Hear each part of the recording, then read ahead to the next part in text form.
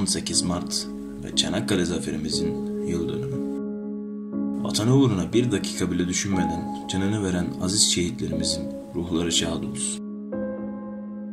Videomuzun konusu başlıktan da anlayacağınız üzere Çanakkale Savaşı konulu 10 film. Birinci sırada Son Umut filmini söyleyebiliriz. Kadrosunda Cem Yılmaz ve Yılmaz Erdoğan gibi kaliteli Türk oyunculara da yer veren film 2014 yılında vizyona girdi. Hala izlemediyseniz kesinlikle ilk olarak izlemeniz gereken Çanakkale Savaşı konulu filmlerden. Konu olarak Avustralyalı bir çiftçi 2 oğlunu Çanakkale Savaşı'na göndermiştir ve uzun süredir haber alamayınca Türkiye'ye gitme kararı almıştır. Eski film hastalarına ise önereceğim Tell England 2. sırada. 1931 yapımı film ilk Çanakkale konulu film olarak dikkatimizi çekiyor. Tell England, savaşı İngilizlerin gözünden bakan, aynı adı taşıyan romandan esinlenilmiş bir yapımdır. Çanakkale Çocukları. Kadrosunda Haluk Bilginer, Oktay Kaynarca, Yavuz Bingöl gibi isimleri barındıran 2012 yapımı film, İngiliz vatandaşı olan Catherine ile Kasım Bey'in evliliği ve bu evlilikten doğan 2 çocuk olan James ve Osman'ı konu alıyor. Çocuklarınızla veya kardeşlerinizle izleyebileceğiniz yerli animasyon filmi Çanakkale Geçilmez.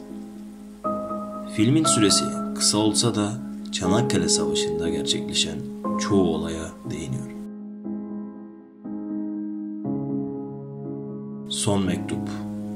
Tayyareci Yüzbaşı Salih Ekrem, 1. Dünya Savaşı sırasında gönüllü olarak Çanakkale cephesine gider.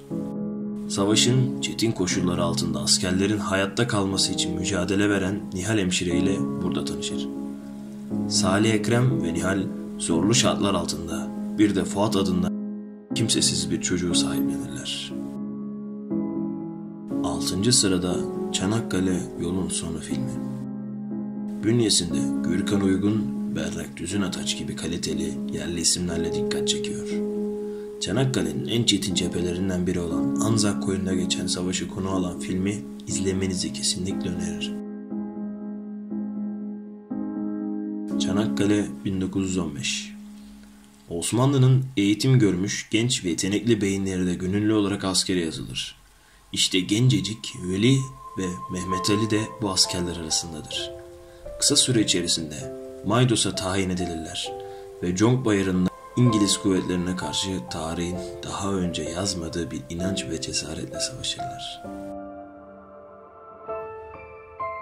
Yine eski ama kaliteli bir yapım olan bu film Bir Millet Uyanıyor. 1. Dünya Savaşı ve Çanakkale Savaşı'nda yaşananlar, şehitler, geri kalanların evlerine dönmesi konu edilmektedir. Kurtuluş Savaşı hazırlıklarında Çanakkale'de başarılı olan 96. alaydan geriye kalanlar bir araya getirilir ve bu alay Kurtuluş Savaşı'nda çok başarılı olur. Gelibolu. 1981 yapımı olan film, 1. Dünya Savaşı sırasında Türklere karşı yapılan ve İtilaf devletlerinin büyük yenilgisiyle sonuçlanan Gelibolu Savaşı'nın dramını 2 genç Avustralyalı askerin üzerinden anlatıyor. Son olarak Çanakkale Geçilmedi filmini söyleyebiliriz. 1915 yılında Çanakkale'de yaşanan kanlı savaşın tüm tarafları ilk kez bu dev yapımda bir araya geldiler ve Çanakkale Savaşı'nın askeri ve insani boyutunu irdeleyip unutulmuş yönlerini ortaya çıkardılar. Avustralya, Yeni Zelanda, İrlanda ve Galler televizyonları TRT ile ortak olarak çalıştı. Listemizin filmlerden olmasına özen gösterdik ve o yüzden bu mini diziyi listemize eklemedik.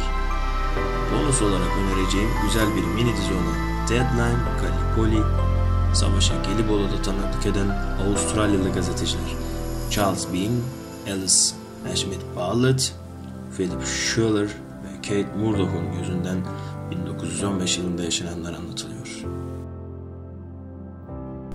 Videoyu sevdiyseniz ve bu tarz film önerileri videosu istiyorsanız beğenip yorum yapmayı ve abone olmayı unutmayın. Ve beni şu anda ekranda çıkan sosyal medya hesabımdan takip edebilirsiniz. İyi günler.